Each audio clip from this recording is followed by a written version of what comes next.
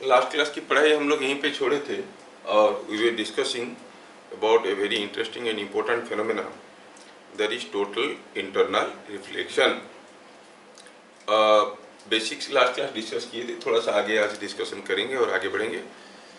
ये था कि हम जानते हैं कि जब कोई लाइट डेंसर मीडियम से रेयर मीडियम में जाता है तो रे डेविएट्स टुवर्ड्स द नॉर्मल और away from the normal. Away from the normal. काफी लोग कुछ बोल नहीं रहे हैं, चुपचाप बैठ रहे हैं। चिल्ला के बोलो, द रे will bend towards the normal और अवे फ्रॉम द नॉर्मल। हाँ, very good. Otherwise you will feel abnormal.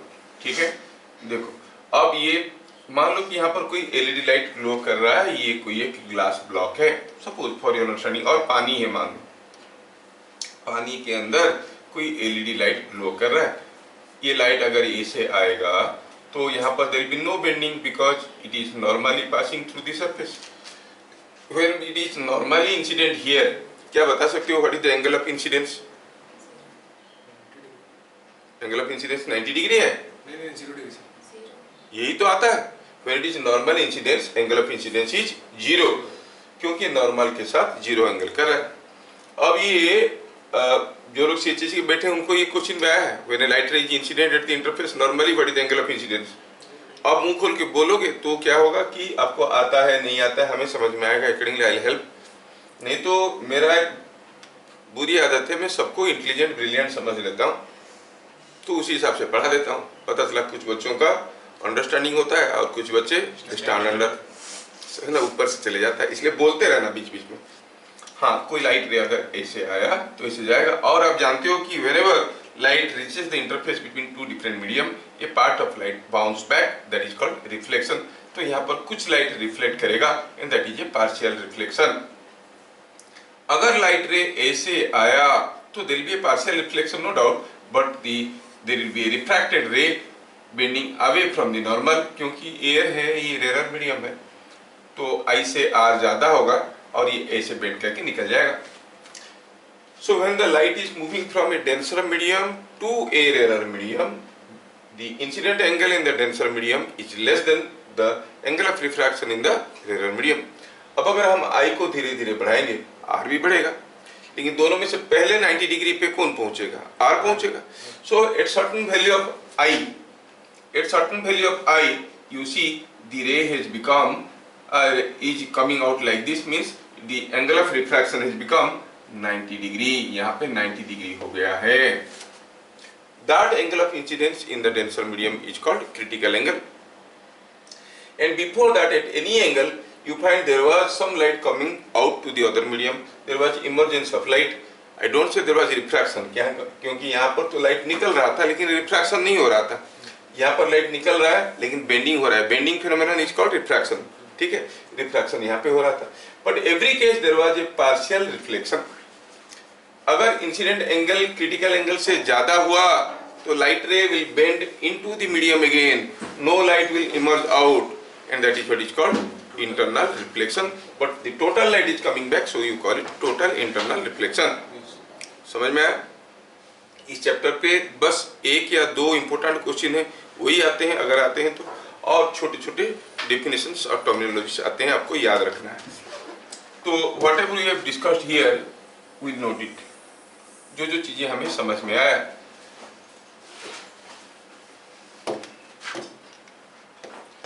Phenomenon के बारे में लिखेंगे। When light moves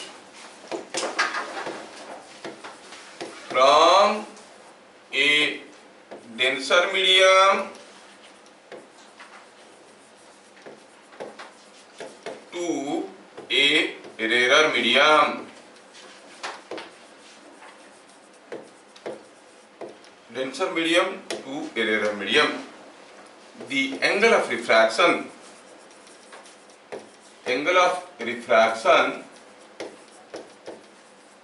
in rarer medium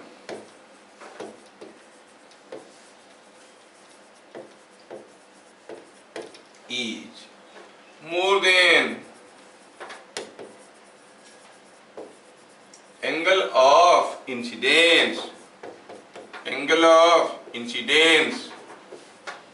in denser medium. मेरे ख्याल से सबको ये चीज समझ में आया। Angle of refraction angle of incidence से ज्यादा होगा, ठीक है।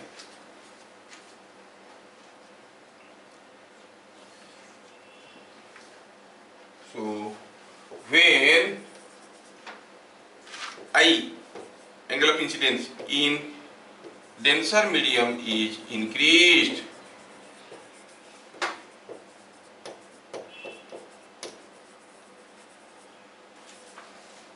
the angle of refraction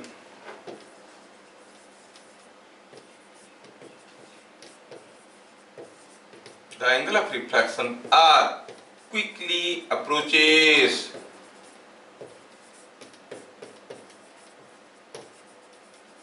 to 90 degree. तो ये स्टेटमेंट हुआ आपके समझने के लिए, कहीं लिखने की जरूरत नहीं पड़ेगा। हर चीज को रट्टा मारने वालों के लिए सतर्क रहना है कि हर चीज को रट्टा नहीं मारना है। कभी पढ़ोगे सर क्यों हो रहा है, क्या हो रहा है, तो फेनोमेनन को समझने के लिए ये आपको जानना जरूरी है।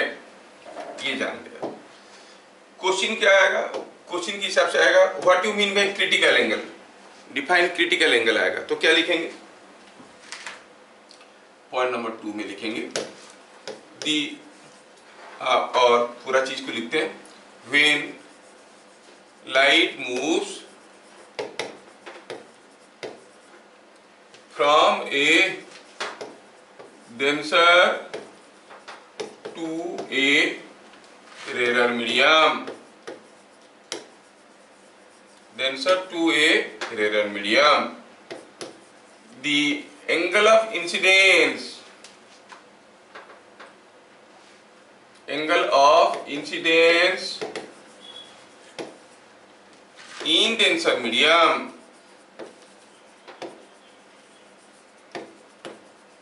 is called critical angle.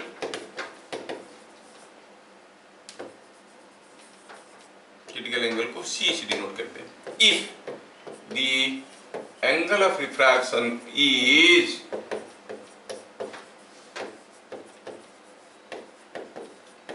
degree,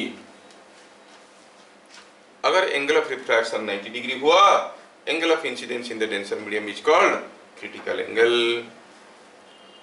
ठीक है, ये जब स्टेटमेंट आपको आएगा लिखने के लिए, काफी बच्चों को ये समझ में आता है, ऑलमोस्ट हर कोई समझ जाता है, लेकिन स्टेटमेंट लिखने में मार्क नहीं मिलता है, काफी चीजें मिस हो जाता है। When light moves from a denser to rarer medium, तभी होता है, ये पार्ट को काफी लोग मिस कर जाते हैं, तो गड़बड़ हो जाता है।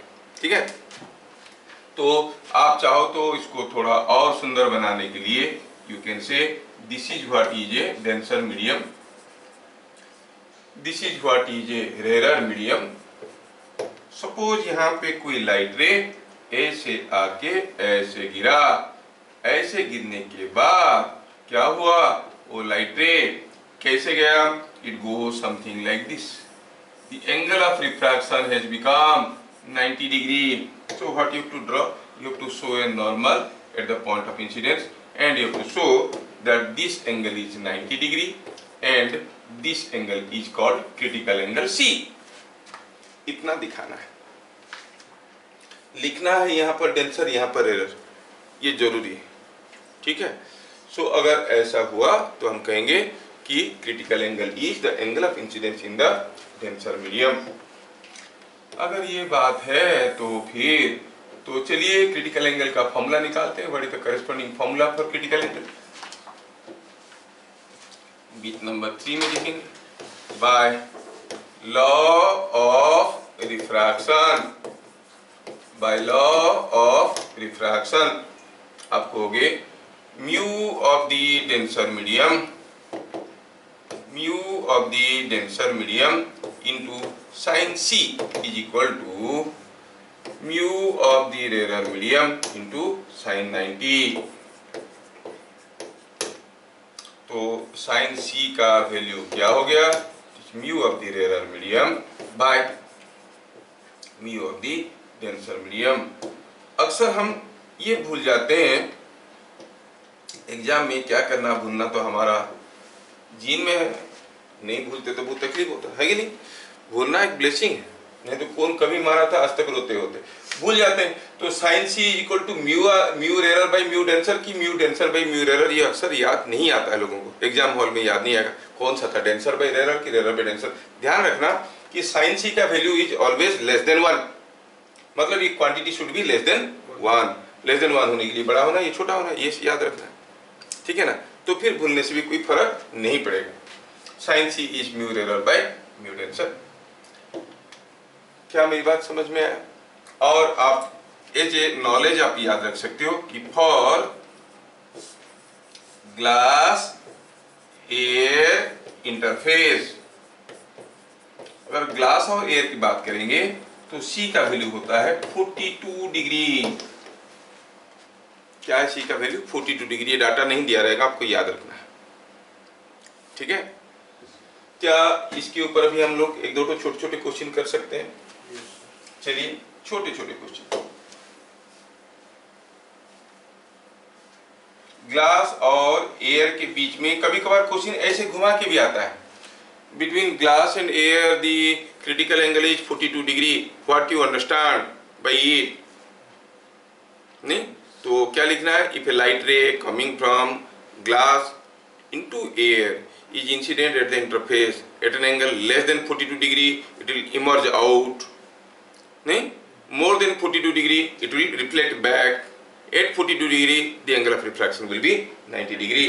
That means critical angle से ज़्यादा एंगल होगा तो total internal reflection होगा, कम एंगल होगा तो बाहर निकल के आएगा, इमर्ज आउट। तो कोई एक लाइट रे को एक मीडियम से दूसरे मीडियम में जाने के लिए क्या चाहिए?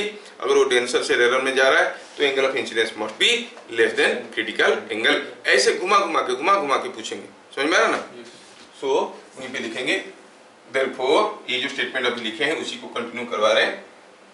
Therefore when light passing through glass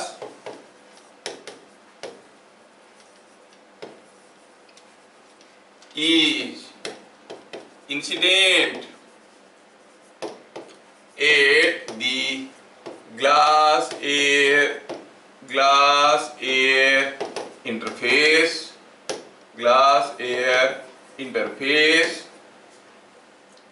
at an angle of incidence less than 42 degree, it will emerge out into air.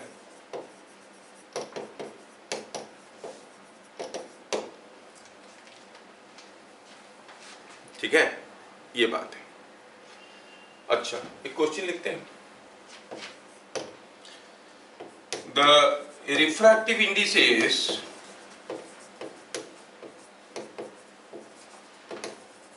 of two liquids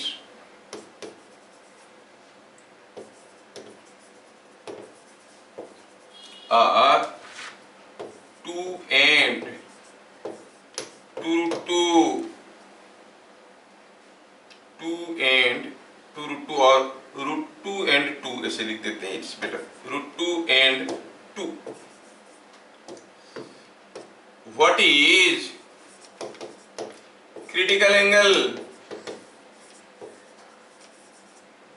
between these two liquids?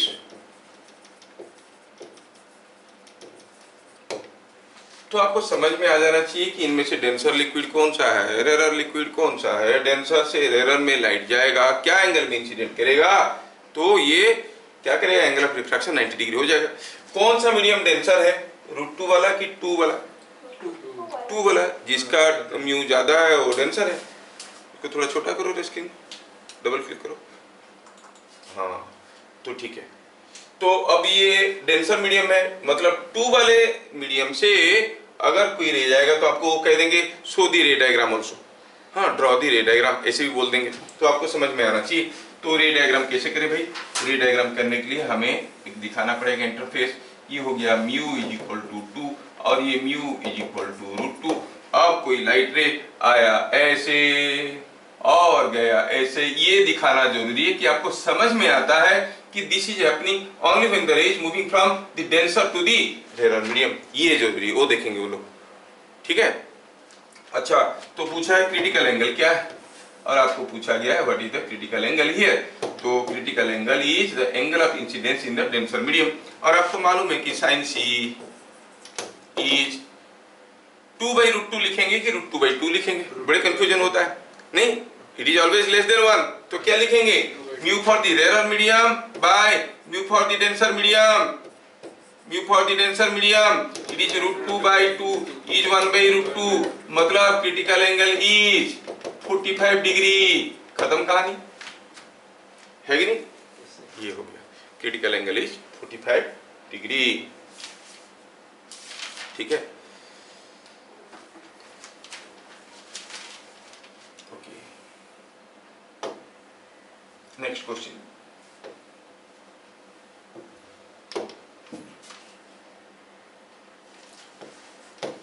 critical angle of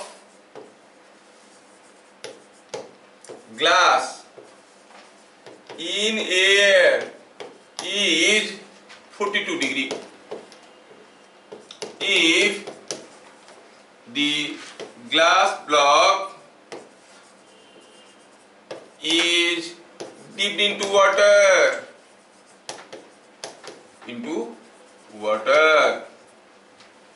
then critical angle will be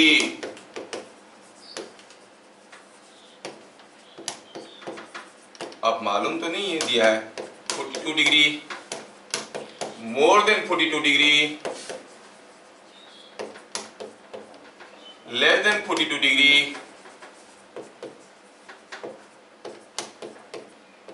can not be said. क्या लग रहा है आपको, क्या लग रहा है आपको कि क्रिटिकल एंगल क्या होगा? शायद आपने तो बताया नहीं, ग्लास एयर का बताया था 42, बाकी ग्लास और वाटर का मालूम नहीं, लेकिन हमें मालूम है कि water is a rarer medium, water is a rarer medium, then glass water का म्यू होता है 4/3। खैर वो तो वैल्यू नहीं दिया है हमें, तो कितना एग्जैक्ट वैल्यू भी नहीं पूछा है, ग्रेटर देन 42 लेस देन 42 ऐसे करके पूछा है। तो फर्स्ट केस में हमारा जो क्रिटिकल एंगल था वो क्या था, 1/μ फॉर ग्लास, नहीं, कॉल इट C1, C1 क्या था 42 डिग्री। दूसरे केस में you are interested for the critical angle, वो क्या हो जाएगा, mu for water by mu for glass. अब ये जो क्वांटिटी है इससे बड़ा है कि छोटा है, mu W is more then 1, तो दिस क्वांटिटी इज मोर, इसका मतलब ये हुआ कि sine C2 is more than sine C1, और आप जानते हो साइन 0 0 है, साइन 91 है, मतलब C का वैल्यू बढ़ेगा तो साइन C का वैल्यू बढ़ेगा, इसका मतलब ये हुआ कि C2 is more then C1, तो कौन सा ऑप्शन करेक्ट हुआ, मोर देन 42 डिग्री। समझ में आ रहा है क्या? हाँ, ये बात है, समझो चीजों को, फंडामेंटल क्वेश्चंस पूछेंगे। Okay, next question, velocity of light in two mediums are 1.25 into 10⁸ meter per second and 2.5 into 10⁸ meter per second, ऐसे करके दो मीडियम में लाइट का वेलोसिटी दिया हुआ है। फाइंड क्रिटिकल एंगल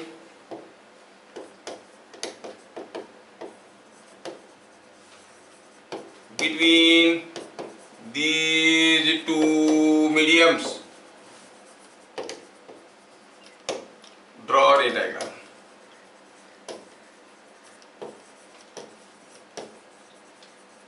तो पहले रे डायग्राम की बात करते हैं। ये दो मीडियम है, ये मीडियम में वेलोसिटी है v1 से इट इज 1.25 into 10 पावर 8, दूसरे मीडियम में वेलोसिटी है 2.5 इंटू 10 पावर 8। अब इनमें से कौन सा मीडियम डेंसर है, मीडियम 1 और मीडियम 2? इतना समय क्यों लग रहा है, इतना समय क्यों लग रहा है? डेंसर मीडियम का, अरे यार forget your memory, apply immediate brain. कोई रूम में ज्यादा भीड़ है, आप जोर से भागोगे कि धीरे धीरे भागोगे? तो जहां पर स्पीड कम है वहां पर डेंसर, बस तो स्पीड डेंसर मीडियम हो गया। नहीं, जहां पर डेंसिटी कम है वहां पर जोर से भागोगे, रेरिटी ज्यादा है जोर से भागोगे। हर जगह फॉर्मूला याद करने की कोशिश करते हो, एग्जाम हॉल में फंस जाते हो। ठीक है, तो यहाँ पे क्या हो गया कि आपका जो डेंसर मीडियम है वो है medium number 1।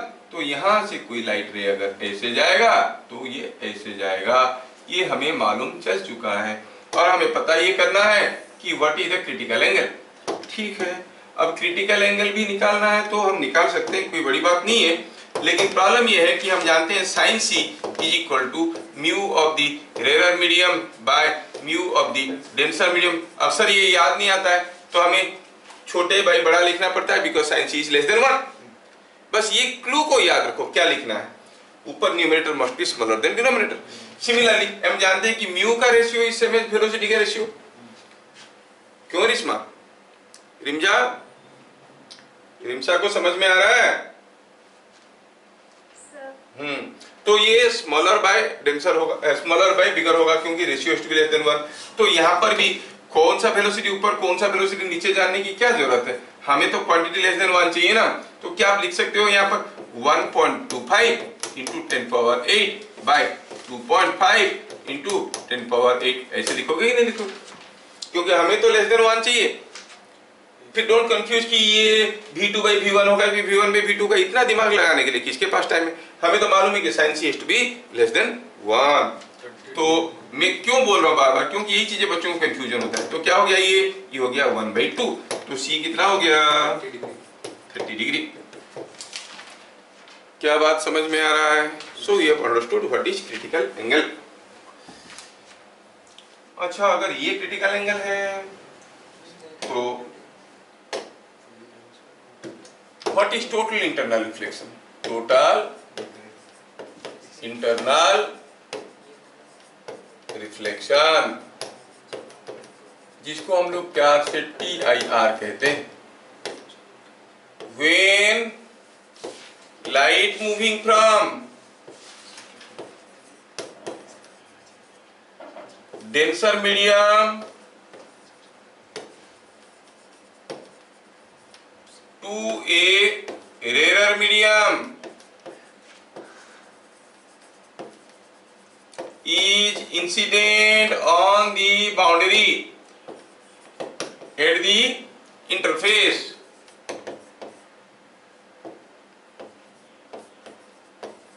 at an angle more than critical angle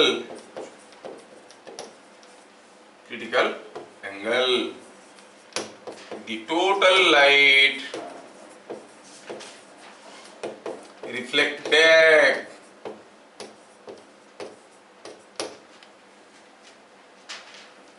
to the denser medium। छोटे छोटे क्वेश्चन पूछेंगे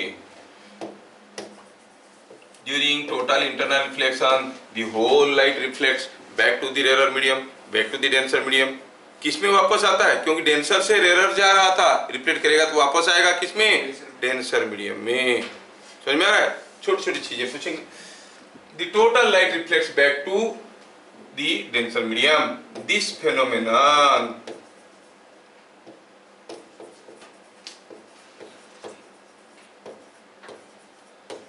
is called total internal reflection. TIR में याद रहे R is reflection, though it is coming in the chapter refraction, R stands for reflection. क्या मेरी बात समझ में आया? टोटल इंटरनल रिफ्लेक्शन क्या है कि when light moving from a denser medium to a rarer medium is incident at the interface at an angle more than the critical angle, you say total internal reflection takes place. आया समझ में ये बात?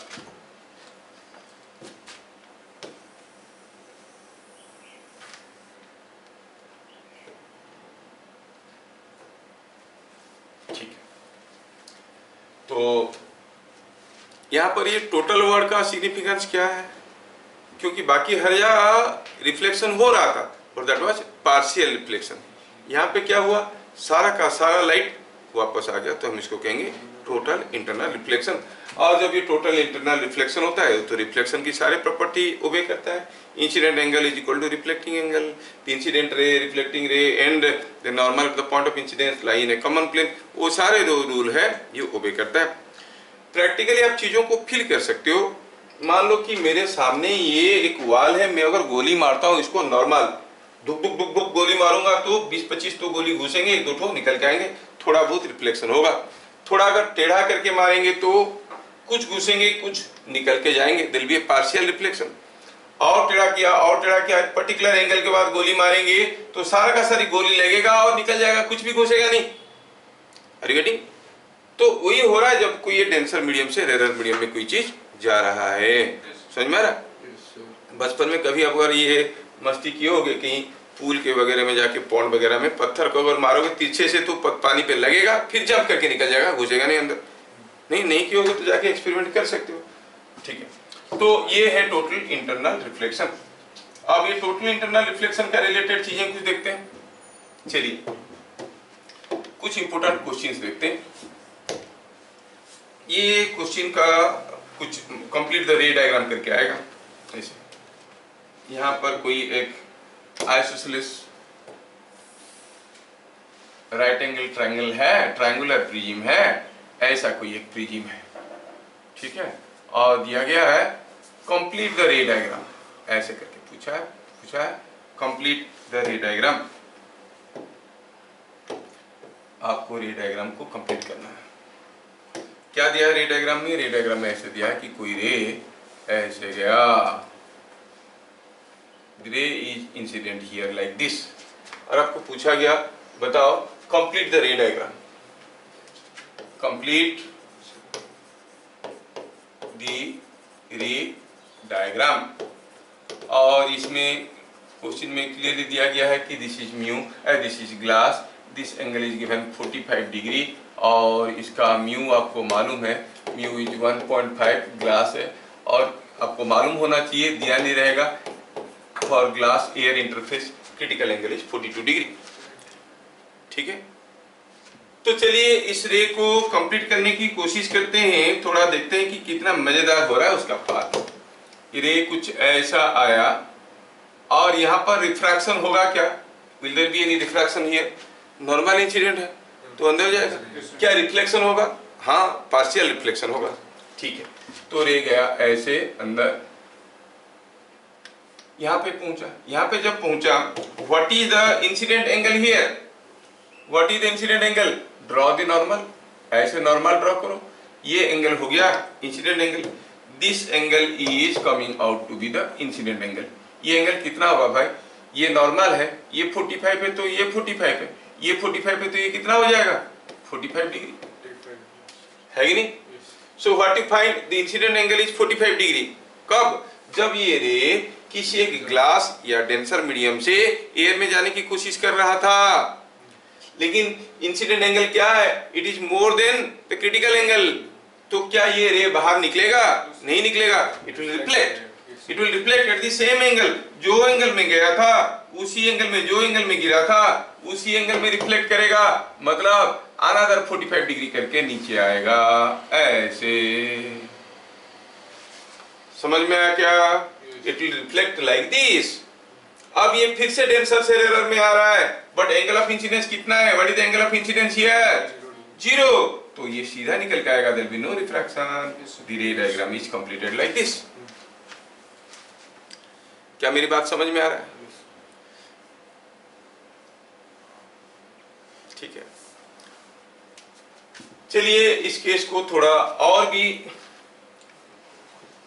Important बनाते हैं कि अगर हमारे पास कोई एक ऑब्जेक्ट है यहाँ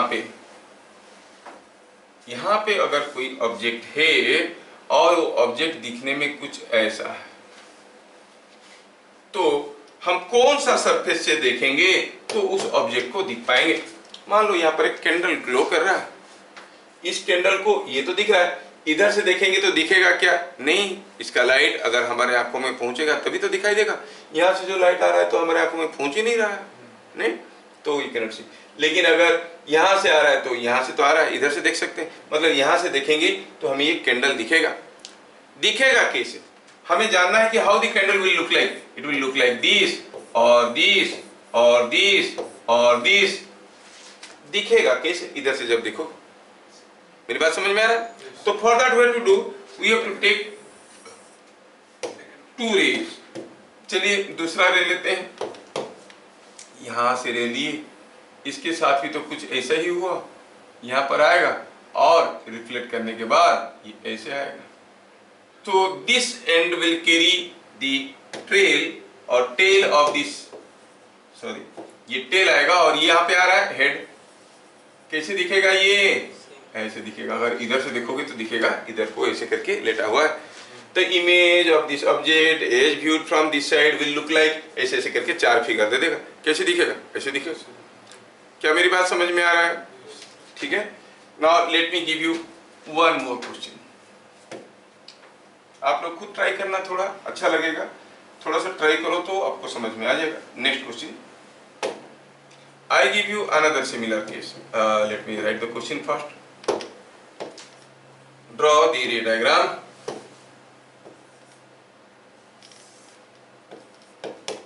Draw the ray diagram. और मैं आपके लिए वही ट्रायंगल लेके आ रहा हूँ, वही ट्रायंगुलर प्रिज्म जिसका एंगल 45 डिग्री थे। चलो ये 45 डिग्री थे और ये आइसोसेलेस ट्रायंगल था, ये 45 डिग्री था और ये 45 डिग्री है, ये 90 है। समझ में आ रहा है? कोई रे आ रहा है ऐसे, the ray is incident like this, normally incident here.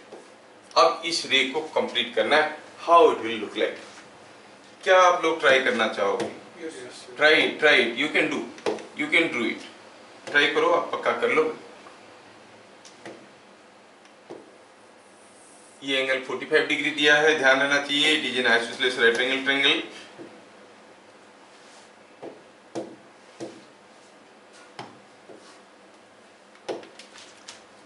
हाँ, तो समय की कमी है, बहुत आगे जाना है।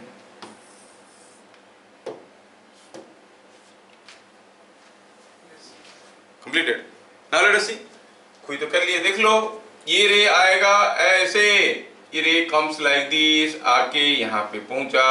जब वो यहाँ पे पहुंचा, क्या कोई मेरा मदद करेगा बताने में? What will B angle of incidence here?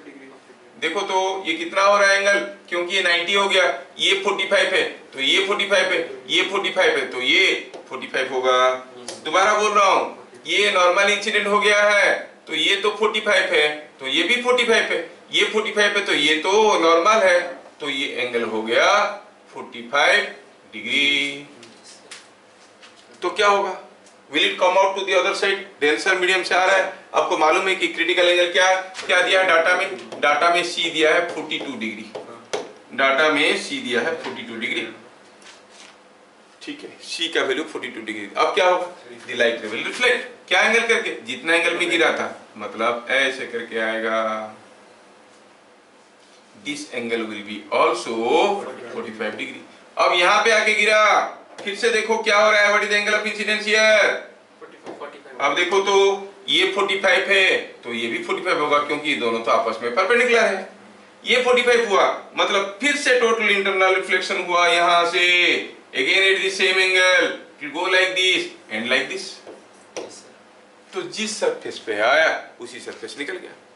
मतलब यहाँ पर ऑब्जेक्ट रखोगे तो यहाँ से निकलेगा।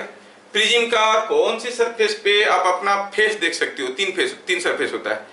ऐसे देखोगे तो एक सरफेस में जहां से लाइट वापस आ रहा है वहीं पे आपका फेस दिखेगा। Only in this surface you can see your face, not in the other surfaces. Other surface देखोगे तो ग्लास ब्लॉक जैसे लगेगा, ये सरफेस से देखोगे तो फेस लगेगा। और ये सरफेस से अगर इसको देखोगे, ये सरफेस से अगर ये वाला सरफेस को देखोगे, लगेगा कि ये प्लेट सिल्वर है, व्हाइट सा लगेगा।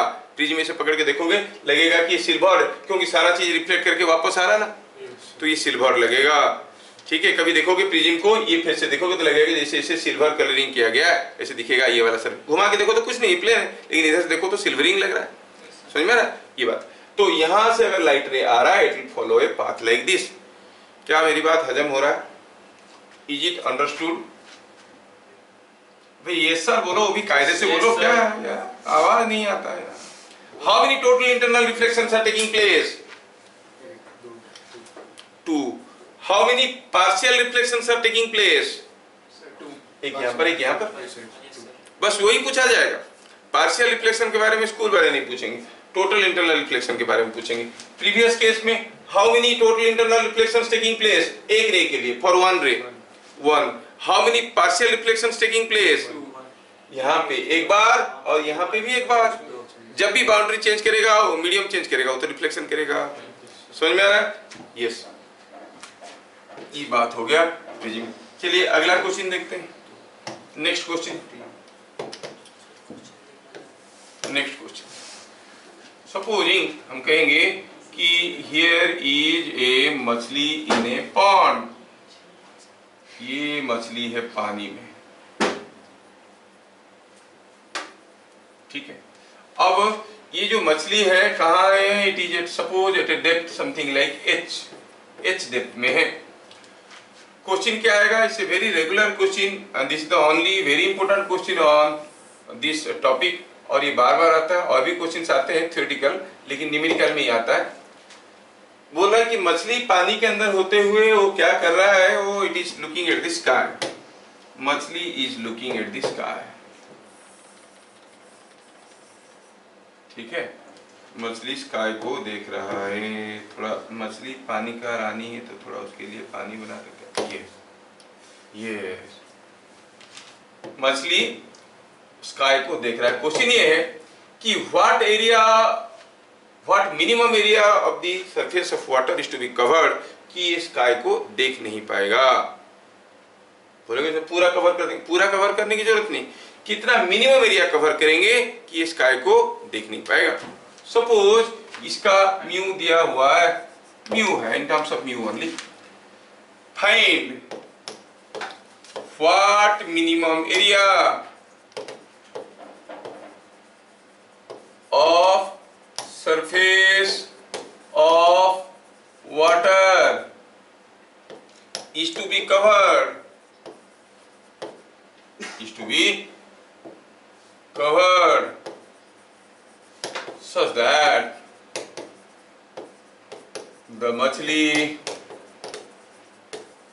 cannot see the sky.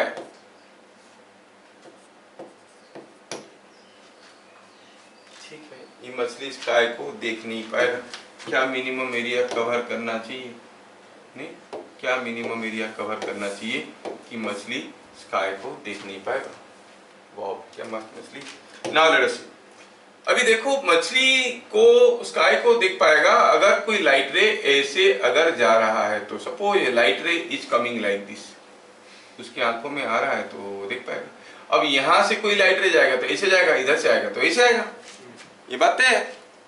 मतलब इधर से कोई लाइट रे आएगा तो आएगा ऐसे। सोचो, अब थोड़ा सा उल्टा सोचो तो आपको समझने में आसान होगा।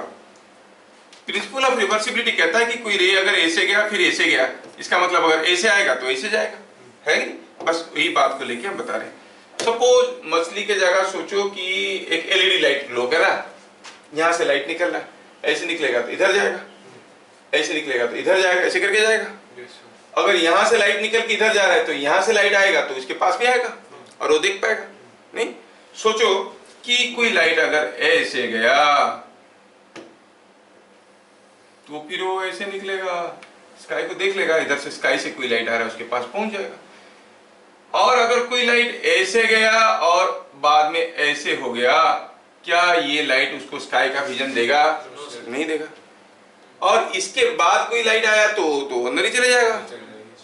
इसका मतलब हमें कितना एरिया को कवर करना है, what area is to be covered, हमें तो सिर्फ इतना एरिया कवर करना है, दोनों साइड में, इधर भी और इधर भी, है कि नहीं?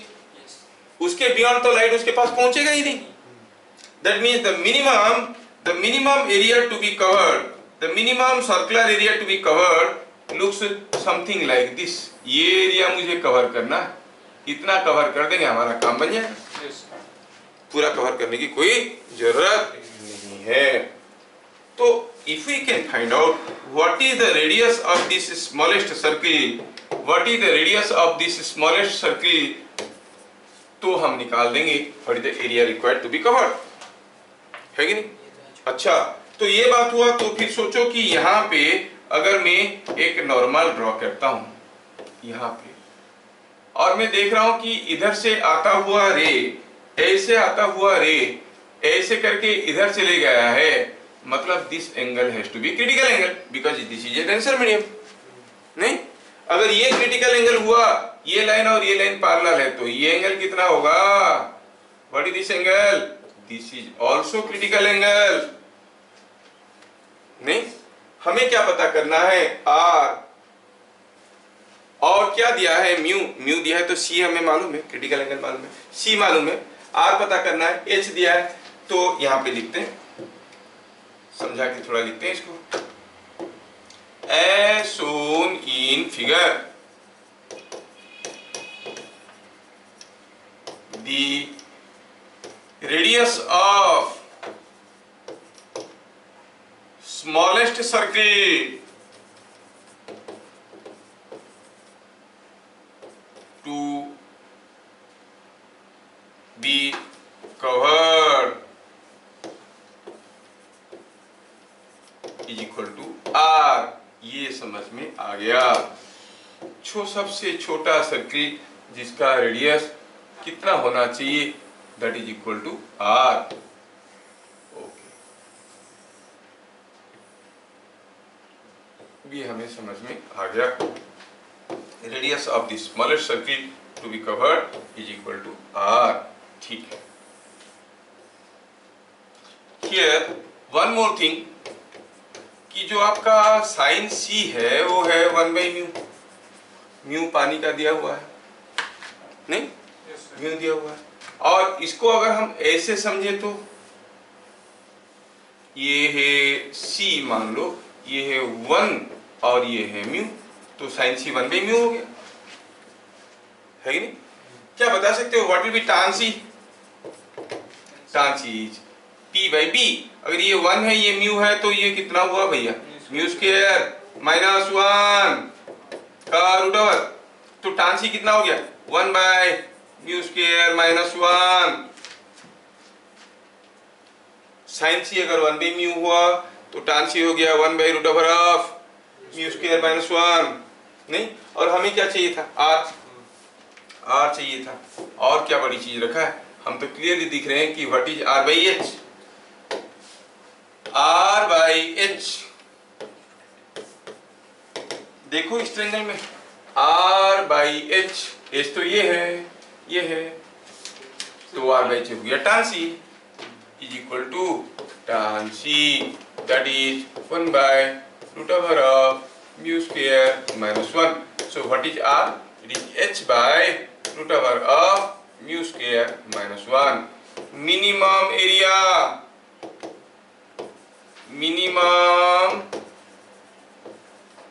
एरिया टू बी कवर्ड कितना है?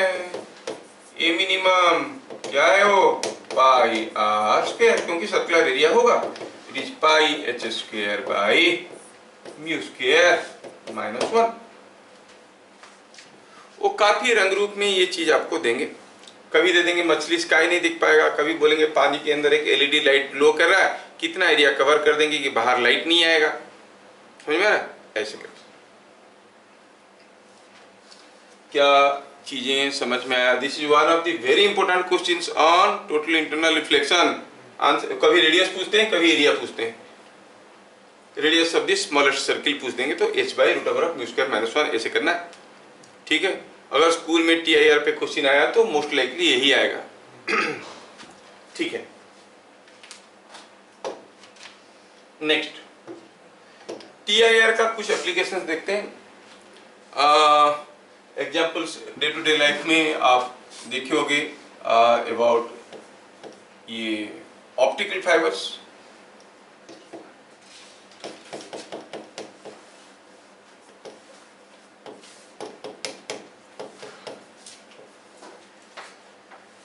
क्या आप देखे हो ऑप्टिकल फाइबर्स? कभी देखे हो? कहाँ देखे हो ऑप्टिकल फाइबर? नहीं देखे। हर कोई देखा है, लेकिन देखा है बोल के नहीं जानता है। Everyone uses it. हाँ, उसको फाइबर क्यों कहते हैं? वो जो जियो का घर में आता है उसको तोड़ के देखो तो उन लोग देखो बाहर से इतना सारा केबल कनेक्शन देते हैं, कभी चोरी होता है? कभी सोचे नहीं? इतने सारे चोर हर गली में हर कुचे में पड़े हुए हैं, कभी वो केबल वाला का तार चोरी होता है? नहीं होता है। क्यों बताओ? कभी सोचे अरे इसको चोरी क्यों नहीं करते? कभी सोचे हो? हाँ, क्या तार नहीं होता है? जितना सारा केबल वाला, टीवी केबल वाला, सब केबल वाला खुले में पड़ा रहता है सारा केबल, इतना मोटा सा वायर, हर जगह देखोगे केबल। मतलब तेरा नजर में कभी आया नहीं? लेके भी जाओगे तो करोगे क्या? किसी के काम में नहीं आएगा, खाली कपड़ा टांगने के लिए आएगा और कुछ नहीं आएगा, क्योंकि that wire is totally useless for anyone else. किसी दूसरे का काम, उसके अंदर कुछ नहीं होता है, फाइबर्स होते हैं, वो तुम्हारे किसी काम में नहीं आएगा। यहाँ पर जब वो यहाँ पर क्लीनिंग हुआ या डंप यार्ड में, यहाँ पर मोर देन 1 ट्रक दबा दिया गया, कोई लिया नहीं उसको, 1 ट्रक से ज्यादा केबल वायर को दबा दिया गया मिट्टी डाल के। समझ में आया? क्योंकि किसी का कोई काम में आता नहीं है। क्या है वो चीज? Optical fibre. आप लोग भी देखे हो, वो भी देखे होगे। दूसरा देखे होगे कभी कभार ऐसा एक डिजाइन का शो लैंप आप लोग कभी कभी देखे होगे, शायद मार्केट में गिफ्ट शॉप में मिला होगा आपको। ये छोटा सा एक लाइट जलता है नीचे से, ऊपर से ऐसे पतला पतला सा सफेद सा ऐसे थ्रेड्स निकला हुआ, कभी देखे हो? हाँ, और इसके आगे से जलता हुआ नजर आता है ऐसे।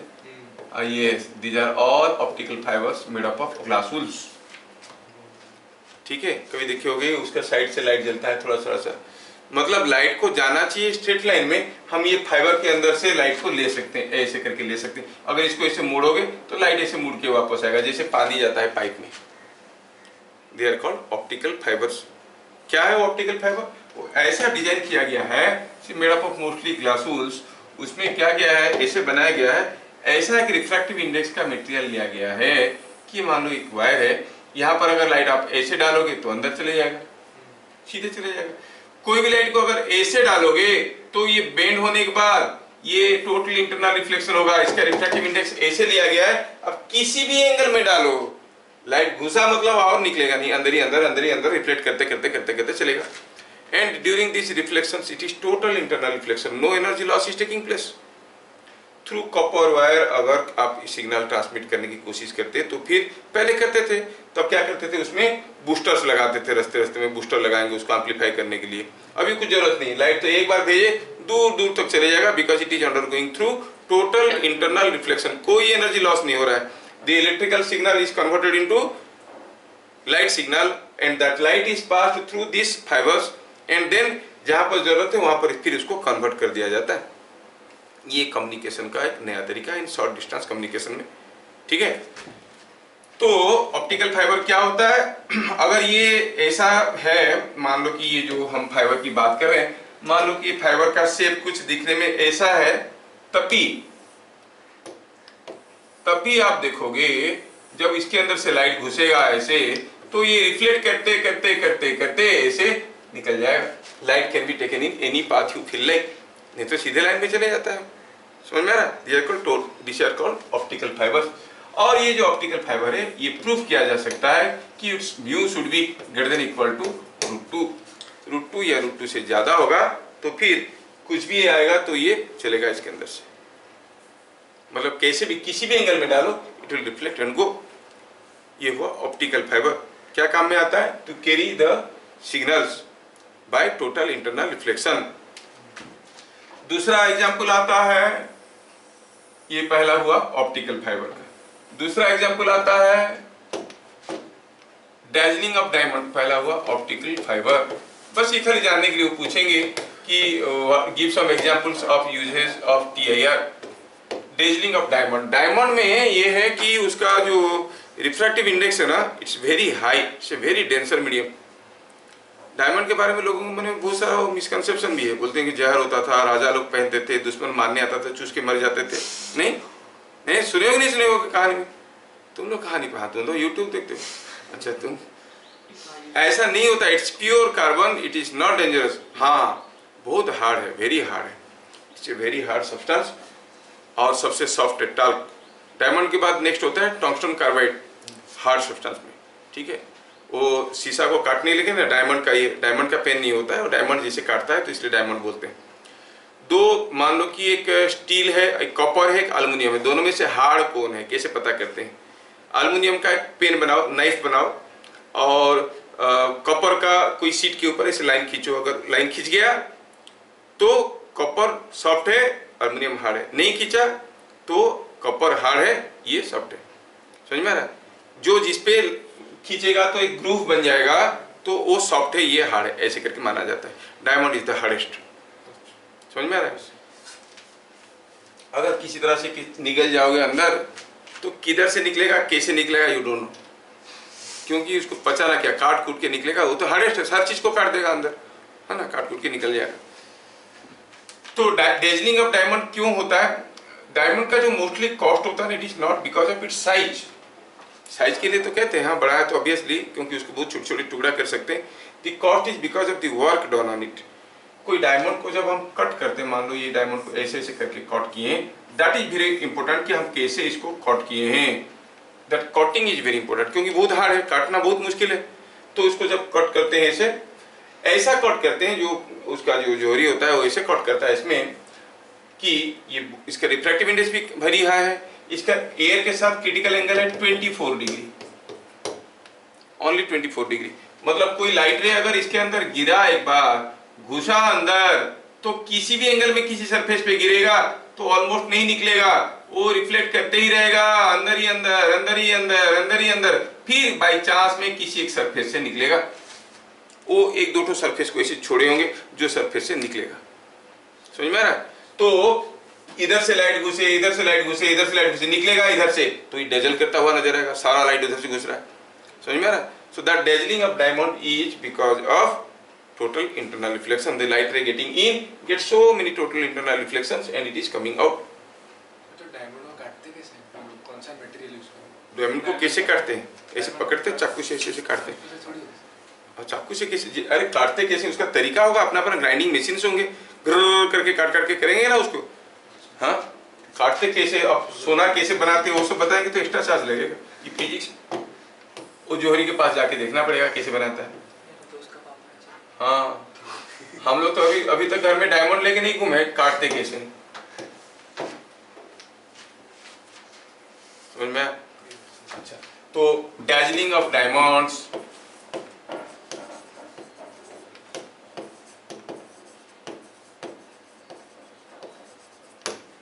तो ये सब भी टोटल इंटरनल रिफ्लेक्शन है। तो वो पूछेंगे, मैं क्या लिखवा रहा हूँ अभी आपको, वो पूछेंगे give some examples of, board वाले ध्यान दो, give some example total internal reflection. तो usage of optical fibre, the light passes through it through total internal reflection. As diamond has very low critical angle, any light entering into it undergoes several internal reflections before coming out, so it faces dazzle, dazzling of diamond. एक चीज elaborately आता है आपके ऊपर बताने के लिए, that is what is called mirage. What is mirage? ऐसे पूछते हैं, क्या मिराज क्या है आप जानते हो? मरीचिका। हाँ, कभी आप देखे होगे, अगर धूप में जा रहे होगे रास्ते पे, दूर पे पानी है जैसे लगेगा, है कि नहीं? That is what is called mirage. ये फेनोमेनन के ऊपर शॉर्ट नोट्स आते हैं 2 मार्क 3 मार्क के लिए, एक्सप्लेन व्हाई एंड हाउ। आप लोग समझ लो, थोड़ा सा लिखेंगे जितना एग्जाम में लिखने के लायक है। पहले समझ लेते हैं क्या है ये हमारा। मान लो कि this is what is a tree, ठीक है, this is what is A coconut tree. हाँ ठीक है, एक कोकोनट है, 2 ज्यादा होने से फिगर करने में मुश्किल होगा, एक। ठीक है, एक कोकोनट ट्री है, सपोज ऐसा है। अभी क्या है, this happens only in hot summer days. In normal days में क्या होता है, आप जानते हो atmospheric pressure is maximum at the surface of earth. तो प्रेशर ज़्यादा होने से यहाँ का एयर ज़्यादा कंप्रेस्ड है, ज़्यादा एयर कंप्रेस्ड है तो सरफेस अर्थ का सरफेस के आसपास रिफ्रैक्टिव इंडेक्स ज़्यादा है। जैसे जैसे ऊपर जाते हो आप वैक्यूम की तरफ जाते हो, क्योंकि एयर रेरिफाई हो जाता है, प्रेशर कम हो जाता है, तो म्यू का वैल्यू घटता है। तो नॉर्मल डेज में जैसे आप अर्थ की सरफेस से ऊपर जाओगे रिफ्रैक्टिव इंडेक्स घटेगा। ध्यान रहो, ऑब्जेक्टिव क्वेश्चन है मेडिकल वाले। नॉर्मल डेज में as you go up refractive index gradually decreases. Hot summer days में क्या होता है कि because of the heat waves observed by earth, वो गर्म रहता है। जैसे गर्मी के दिन में आप देखोगे वाल के पास बैठने से ज्यादा तकलीफ होता है, क्योंकि वाल हीट को ऑब्जर्व करके रखा है और छोड़ रहा है। तो हीट को ऑब्जर्व करके अर्थ रखता है तो छोड़ता है, तो यहाँ का टेम्परेचर, अर्थ के आसपास का टेम्परेचर काफी ज्यादा रहता है। ठीक है, थोड़े ऊपर चले जाओ तो इतना गर्मी नहीं लगेगा, क्योंकि अर्थ से गर्मी आ रहा है। तो गर्मी होने के कारण एयर एक्सपांड हो जाता है, एयर एक्सपांड हो जाता है तो यहाँ पर म्यू का वैल्यू कम हो जाता है। तो मतलब धीरे धीरे जैसे ऊपर जाओगे म्यू का वैल्यू बढ़ने लगेगा, क्योंकि टेम्परेचर घट रहा है। फिर कुछ दूर के बाद फिर से घटने लगेगा, क्योंकि एटमॉस्फेरिक प्रेशर के चलते जो हो रहा था। तो नॉर्मल डेज में रिफ्रैक्टिव इंडेक्स कंटिन्यूअसली घटता है, you go up. Hot summer days में you go up, fast refractive index increase, then it is decreasing. समझ में आया क्या? ये बात है। तो अब क्या हुआ कि अगर यहाँ पे जितने सारे वो क्या है, क्या कहते हैं, एयर लेयर है, एयर लेयर को मैं अगर नंबर ऑफ लेयर ऐसे करके ड्रॉ करता हूँ, सपोज फॉर योर अंडरस्टैंडिंग मैं ऐसे करके कर रहा हूँ, these are the different layers of air, ऐसा करके। ठीक है, तो हम देख रहे हैं कि जैसे जैसे हम ऊपर जा रहे हैं, पहले तो म्यू का वैल्यू बढ़ेगा, फिर म्यू का वैल्यू घटेगा, है ना? पहले म्यू का वैल्यू बढ़ेगा, फिर म्यू का वैल्यू घटेगा। सपोज यहाँ पे कोई एक आदमी खड़ा है पैरमा। अब ये जो म्यू है ये ज्यादा है, यहाँ का म्यू कम है। ये कोकोनट से जो लाइट आएगा सीधे तो उसके आंखों में पहुंच रहा होगा, उसको कोकोनट तो दिख रहा है, the direct object is seen, लेकिन कुछ लाइट इधर भी तो आ रहा होगा। As the light is coming from this rarer medium towards the from this denser medium, क्योंकि ये डेंसर ज्यादा है, डेंसर मीडियम से रेयर मीडियम के आने तरफ आने लगेगा, तो क्या होगा, धीरे धीरे it will bend away from the normal, away from the normal, ऐसे करके एक समय आएगा जब ये यहाँ से टोटल इंटरनल रिफ्लेक्शन करेगा और ये बेचारे का आंख में पहुंचेगा। समझ में आ रहा है क्या? डेंसर से रेयर में आएगा तो it will bend away away away from the normal, जहां पर क्रिटिकल एंगल से ज्यादा हो गया टोटल इंटरनल रिफ्लेक्शन हो जाएगा, नहीं? और ये भी हो सकता है कि उतना ज्यादा गर्मी नहीं था, यहां से यहां तक आते आते लग गया यहाँ पे और रिफ्लेक्शन हुआ ही नहीं। अगर वेरी हॉट समर है तो ऐसे होने की चांसेस है। अच्छा, तो इन दैट केस ये जो आदमी है इसको दिखेगा कि यहाँ पर कोकोनट है। कहाँ पे कोकोनट है? उसके आंखों में जैसे लाइट पहुंचेगा वो बोलेगा ऐसे ही कोकोनट है, coconut is here somewhere, he feels the coconut is here. तो वो क्या देख रहा है आदमी को दिख रहा है, सॉरी, ये आदमी को दिख रहा है कि यहाँ पे कोकोनट है ना, और उसको ये कोकोनट भी तो दिख रहा है और ये भी दिख रहा है। मतलब ये पेड़ का उल्टा, मान लो आप जा रहे हो, देखिए कि दूर पे एक पेड़ दिख रहा है, उसके नीचे उल्टा पेड़ दिख रहा है, तो आपको क्या फीलिंग आएगा? As if there is water, reflection दिख रहा है कि नहीं? तो सोचता है कि यहाँ पे पानी है, दौड़ के जाता है, फिर देखता है वहां पर पानी नहीं है, और वैसे दौड़ते दौड़ते बेचारा मर जाता है। इसको कहते हैं मिराज, जो कि डेजर्ट्स में ज्यादा होता है। दूर पे दिखेगा कि खजूर का पेड़ है और खजूर उल्टा पड़ा है यहाँ पर, तो लोग सोचते हैं कि यहाँ पर पानी, तो दौड़ के जाते हैं, तो जानलेवा होता है। ठीक है, क्या कंसेप्ट समझ में आया? What is mirage? तो यही चीज को अगर 1-2 मार्क के लिए लिखना है तो क्या लिखेंगे? बहुत ज्यादा तो नहीं लिखेंगे, कितना लिखेंगे? Let us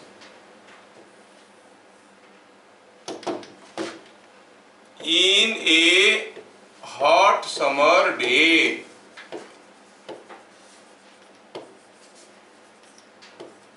as temperature of earth surface is more, the air near it expands and its refractive index decreases as we go up. The refractive index of air, the refractive index of air gradually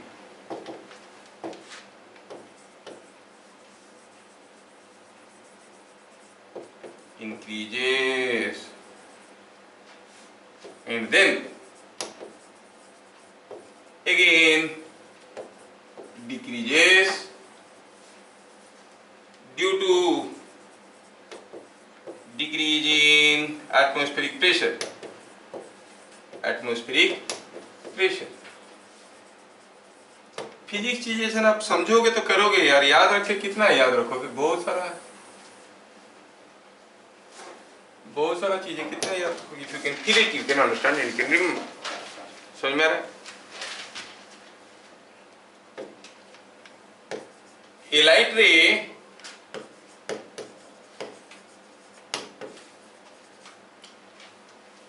coming towards Earth's surface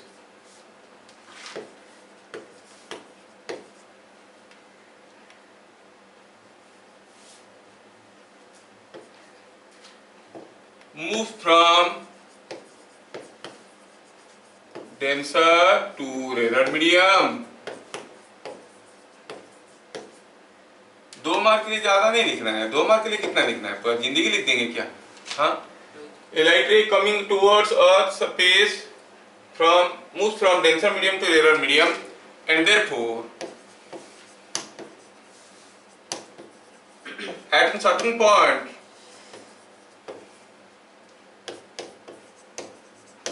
it undergoes TIR. It undergoes TIR.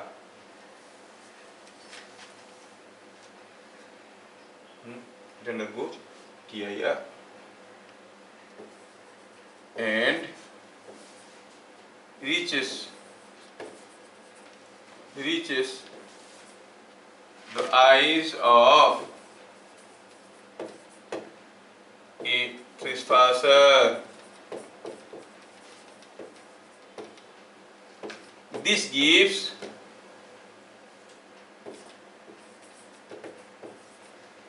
a misapprehension of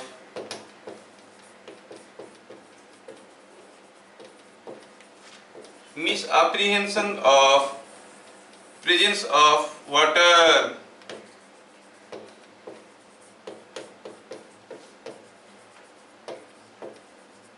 Misapprehension of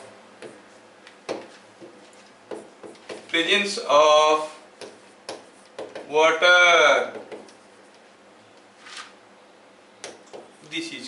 This phenomenon is called mirage.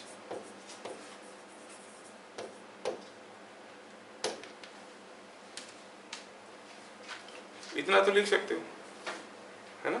तो TIR का fundamental वाला कहानी यहाँ पे खत्म हो गया. So refraction at a slab is over now. ठीक है?